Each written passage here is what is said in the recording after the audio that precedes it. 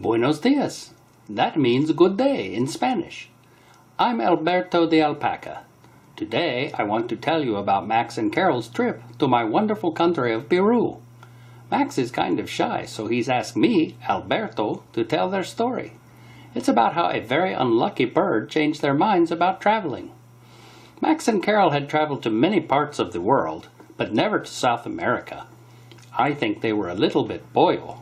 That's Spanish for chicken. Would they have to eat a guinea pig?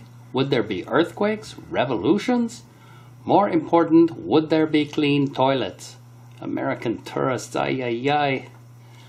Max and Carol had always booked their own trips, but because they were such pollos about South America, they looked online for a travel service.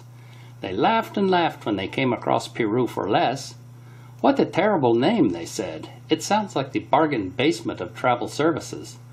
But the online reviews were great. And let's face it, Max and Carol are, well, cheap is a cruel word. Let's say frugal.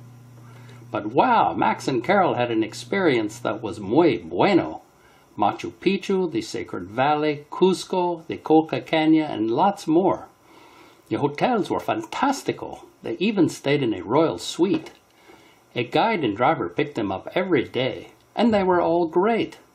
It turns out that Peru is very easy to visit. Max and Carol began to wonder why they'd bothered with a travel service.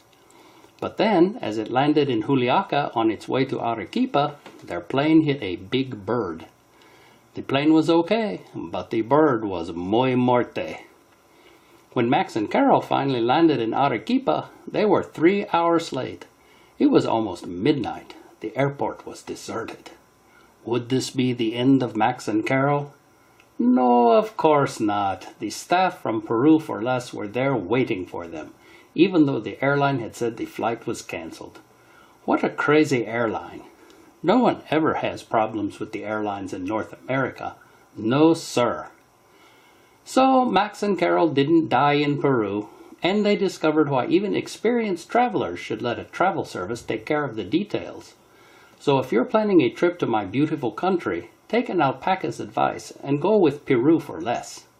I guess they're stuck with the name, but hey, what does an alpaca know about marketing?